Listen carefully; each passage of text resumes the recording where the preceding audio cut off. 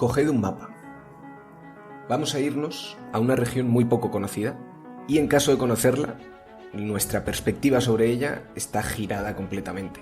Tenemos en mente siempre la proyección Mercator de los mapas, que es aquella en la que América está a la izquierda, Europa en el centro y todo parece bastante igual y rectangular. Sin embargo, si cogemos la Tierra y la giramos un poco y la miramos desde arriba, es como si estuviéramos mirando un planeta distinto. Esto es el Polo Norte, donde se está librando una guerra o donde parece que se va a empezar a librar una batalla por los posibles, que no seguros, recursos y materias primas que puede haber debajo del hielo. Esto es un conflicto geopolítico latente que parece estar cobrando importancia. Y Alfonso, hoy pues nos cuentas cuáles son los países que están aquí y por qué se está gestando este conflicto. Pues fíjate, Nico, la guerra del Ártico o la tensión del Ártico, porque todavía no hay una guerra y de haberla quedaría todavía muchísimo tiempo, es de esos conflictos dormidos, esa tensión geopolítica dormida, pero que a raíz de la guerra de Ucrania y de este mundo convulso y desordenado en el que parece que vivimos, pues ha vuelto a cobrar importancia. Y es importante lo que dices, coger un mapa, sobre todo idos a Google Earth para mirar la Tierra desde arriba, ¿no? Desde la punta de arriba del polo, porque se ve la Tierra de una forma totalmente distinta. Verdaderamente el océano glacial ártico está en el centro como una especie de lago que separa Rusia de Estados Unidos. Es casi el punto donde más cerca están el uno del otro, ¿no? Y esto ya veremos que tiene bastante importancia en lo que luego es el problema geopolítico del Ártico. Es que, perdonadnos los que estéis conduciendo, que sé que muchos escucháis mientras conducís, pero no vale con Google Maps, además, aquí. Google Maps no te deja irte hacia el norte. Entonces, tenéis que abrir Google Earth. Me lo estaba contando ahora Alfonso y solo me ha servido verlo con Google Earth. Entonces, los que podáis, o si no, revisadlo luego, para tener esta imagen en la cabeza de un mar o un océano al que no estamos acostumbrados. Y es que la región del Ártico durante muchísimo tiempo no ha tenido la mayor importancia por una sencilla razón, que es que durante la mayor parte de la historia el Ártico ha estado helado. Es una región peligrosísima, no es un continente helado como la Antártida en el Polo Sur, pero sí hay una parte que está helada casi todo el año, ¿no? O que lo estuvo, y esto es la parte importante. Y a pesar de que Estados Unidos y Rusia, las dos potencias antagónicas, estén relativamente cerca, separadas por este mar, por este océano que es muy estrecho, el hielo las mantenía muy alejadas. Por eso durante la Guerra Fría, por ejemplo, el Ártico no fue un teatro de operaciones importante. Es un área de relativa calma, pacífica, donde muchas potencias han contribuido para la investigación. De hecho, ahí es famosamente donde hay una isla que es de Noruega, pero que tiene bases de muchos países para la investigación y donde se guarda el granero del mundo, donde hay una especie de cada semilla esto lo conocía yo, sí. de cada planta. Pues esto es como esa especie de canto liberal, ¿no? De decir el Ártico como tierra de nadie, pero tierra de todos, ¿no? Como de investigación. Pero todo esto ha cambiado por dos motivos. Uno de ellos es el deshielo. El Ártico se está deshelando, se está derritiendo. Y el otro es la guerra de Ucrania. Entonces vamos a ver cómo estos dos factores comulgan entre unos, ¿no? El hielo se derrite en el Ártico. Y de hecho el Ártico es la región que más rápido se calienta la Tierra. Se calienta 4 veces más rápido que el resto del planeta.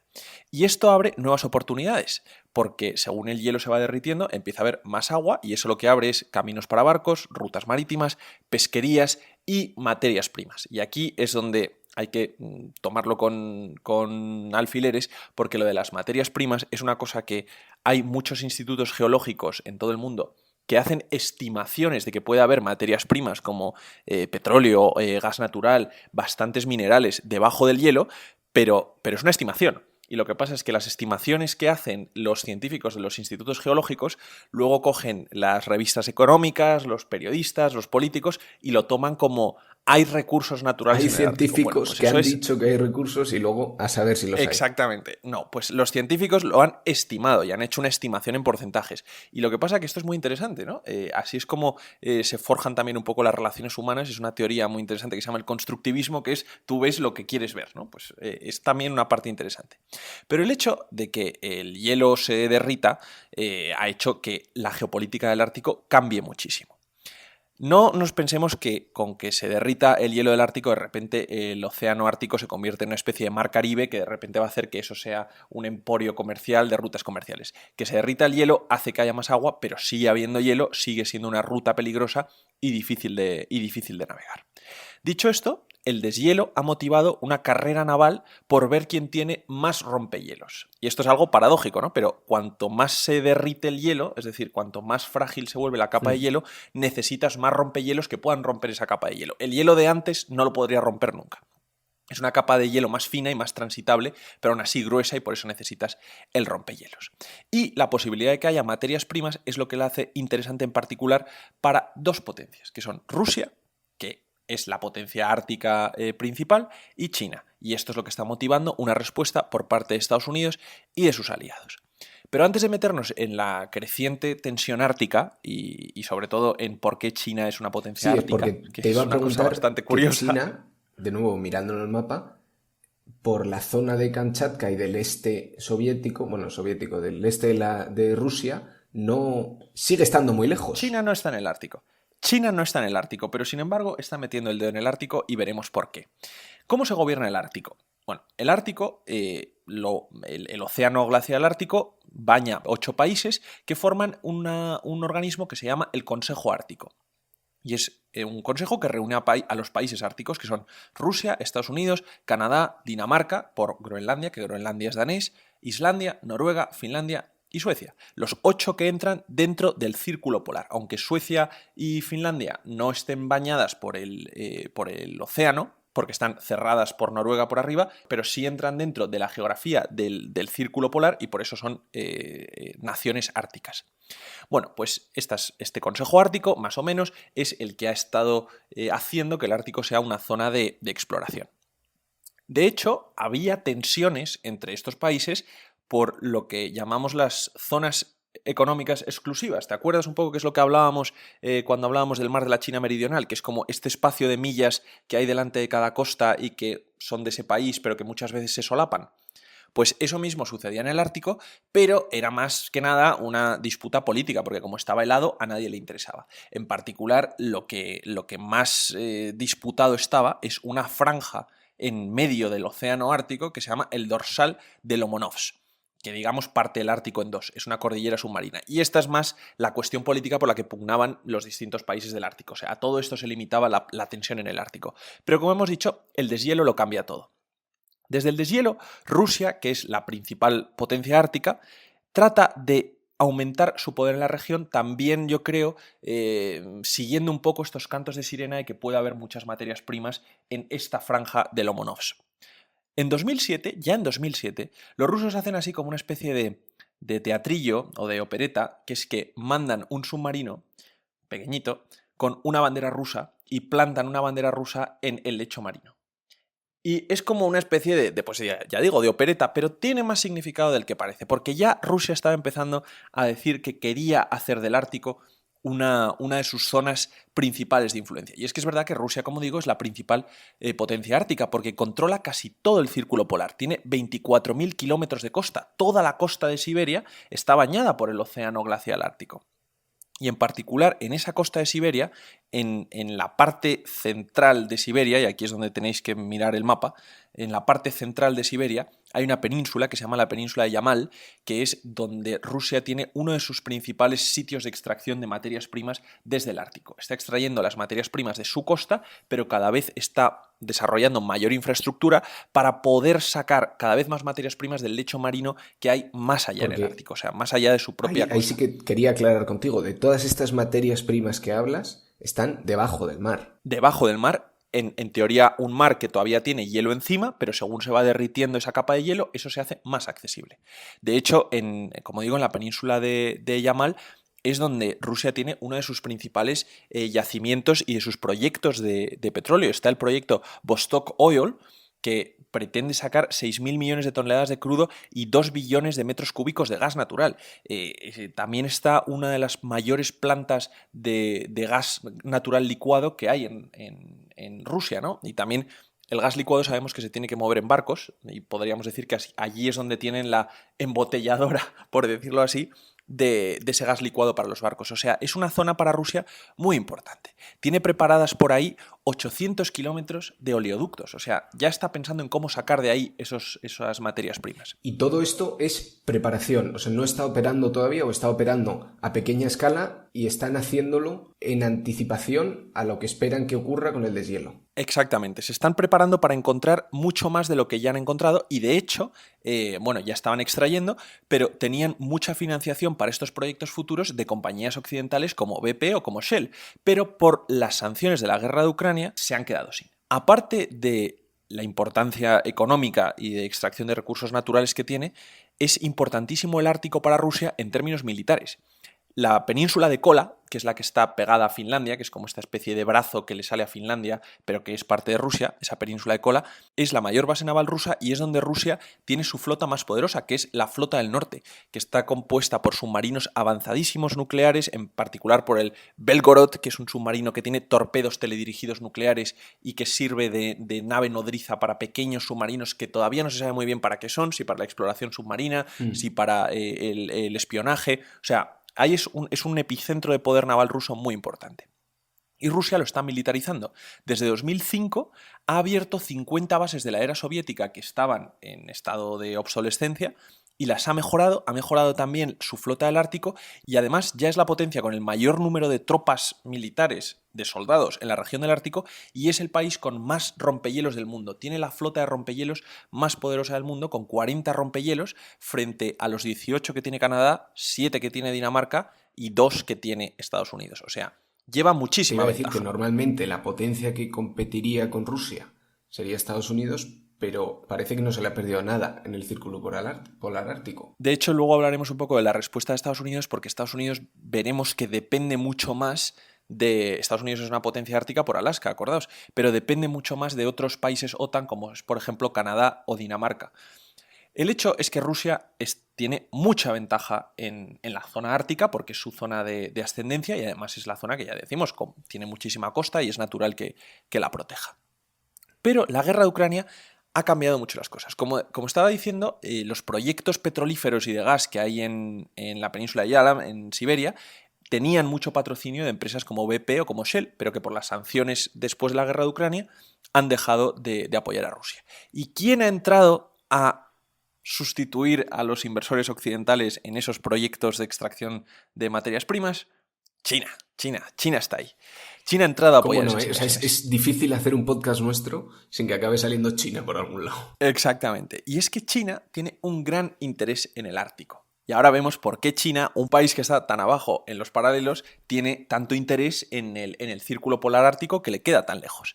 Pero es que en 2013 a China se le dio estatus de observador permanente en el Consejo Ártico. Era parte de esa política occidental de tratar de meter a China en las instituciones multilaterales para suavizarlos un poco. Y dices tú, ¿y por qué se le metió en el Ártico? Bueno, pues por asuntos medioambientales. El Ártico es una de las zonas que más sufre por la contaminación y como China es uno de los mayores productores de dióxido de carbono, de los mayores países contaminantes del mundo, se le metió en el Consejo Ártico como para tratar de paliar el daño medioambiental que China estaba haciendo al Ártico con sus emisiones, como una especie de responsabilidad diferida. Como tus emisiones lo derriten, pues te ocupas de protegerlo y te metemos en el Consejo que se ocupa de esa protección. Para que luego no pudiera decir que no sabía del tema. Exactamente. India, por ejemplo, es otro país que también está metido en el Consejo Ártico por razón de su contaminación, ¿no? China se frotó las manos cuando lo metieron en el Consejo Ártico. Era una potencia investigadora, es verdad, por motivos científicos. Tenía 2 rompehielos. China es un país con rompehielos, se llaman los Snow Dragons. Y empezó a tener bases científicas en Islandia, en Suecia, en distintos islotes del Océano Ártico. Y eso le llevó a, en 2018, proclamarse una potencia semiártica, a Near Arctic Nation, así es como lo dijo el portavoz del Ministerio de Exteriores. Y entonces, aquel interés desmesurado en el Ártico frío, a Estados Unidos le empezó a parecer sospechoso. Y entonces empezó a indagar y se vio que todas las bases de investigación donde China mandaba a sus científicos eran en realidad bases vinculadas al Partido Comunista y al ejército chino. Es decir, que es verdad que China estaba contribuyendo a la investigación del Ártico, pero también estaba usando esas bases de científicos como bases militares. Y en el momento que se descubrió esto, Suecia y Finlandia ya no le dejaron utilizar más las bases que estaba usando antes. No supimos ver lo importante que es el Ártico para Xi Jinping y el interés que esta región le suscita. ¿Y por qué le suscita? Muchas veces hablamos de la crisis en la que vive China, ¿no? De que China es un país con un enorme crecimiento económico, pero cada vez un crecimiento económico más ralentizado y que sobre todo su industria necesita de muchísimas materias primas para alimentarse y no tiene esas materias primas, aparte de no tener pues, terreno cultivable ni muchas veces fuentes de agua potable, ¿no? Que esas tienen que venir de otros países. China depende muchísimo de Rusia y es, junto con India, uno de los principales compradores de petróleo ruso y de gas natural licuado ruso. O sea, la industria china se alimenta con materias primas provenientes de Rusia. El gas natural licuado es importante porque ya sabemos que tiene que ir en barco. Y el petróleo muchas veces también se lleva en barco porque los oleoductos no pueden transitar tantas distancias. Pero es difícil, ¿no?, que pasen los barcos. Es el estrecho de Bering, ¿verdad? Exactamente. Ahora vamos a ir a que todo ese gas licuado y todo ese petróleo sale de la parte norte de Rusia, de la costa de Siberia, donde están todas las refinerías y todos los sitios de extracción, y va por la que se llama Northern Sea Route o Ruta del Noreste en español, ¿no? Que es la que conecta Asia y Europa por el Círculo Polar. Es decir, volved al mapa, salimos de la costa de Siberia, de algún punto de la costa de Siberia, y esta ruta del noreste, va pegada a la costa de Rusia, baja por el estrecho de Bering hacia el Pacífico. Eso es el hueco entre Alaska y el extremo más al este de Rusia. Exactamente, ese hueco, ese estrecho de Bering, es por donde se baja al Pacífico. El otro camino es la ruta del noroeste, que es lo mismo, por el estrecho de Bering, pero en vez de ir frente a la costa de Rusia, va por los archipiélagos helados de Canadá. Ese es el paso del noroeste. Tienes los dos caminos. Lo que no puedes es cruzar el océano polar. No puedes cruzarlo porque ahí es donde está el hielo y es lo más peligroso. Entonces tienes que ir pegado a una costa o a la otra. Y de hecho, ese paso del noreste, es la ruta marítima más corta entre Europa y el Asia-Pacífico. Son solo 5.600 kilómetros. O sea, es infinitamente más corto que dar toda la vuelta por el estrecho de Suez o, por supuesto, dar toda la vuelta por África. O sea, es como el atajo.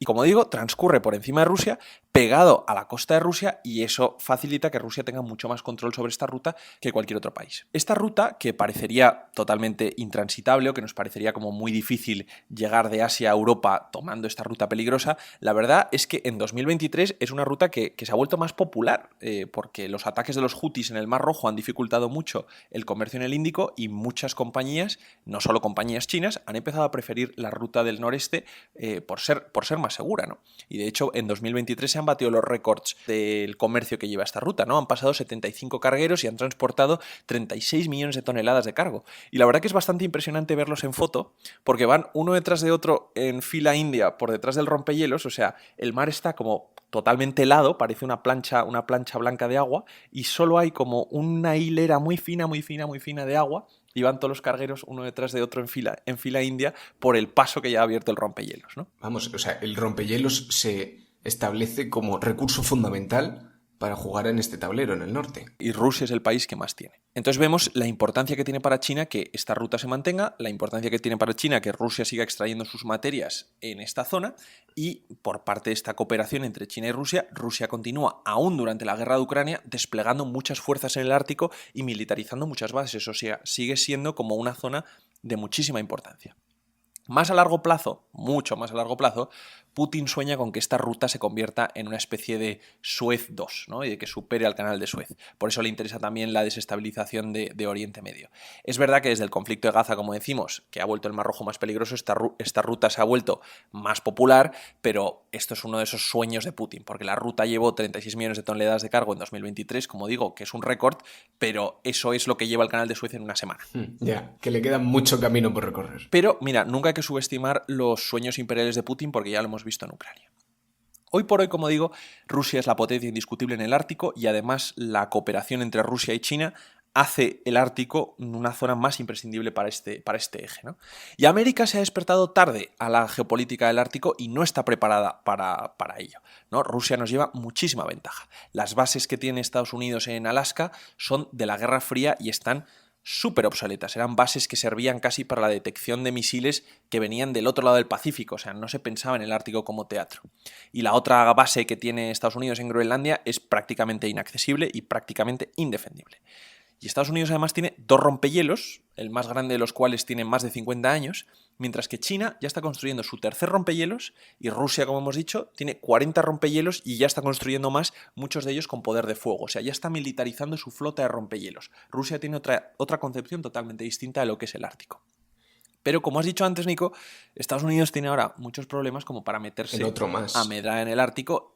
Y no se va a poner a construir rompehielos, porque es que muchas veces pensamos como, bueno, Estados Unidos pues que se ponga a hacer rompehielos, ¿no? Que para eso es la potencia más poderosa del mundo. Pero verdaderamente el rompehielos es una nave muy difícil de diseñar y muy difícil de construir y requiere de mucha práctica y de mucho expertise que no hay en una nación ártica como Estados Unidos, que lo único que tiene de ártico es Alaska, ¿no?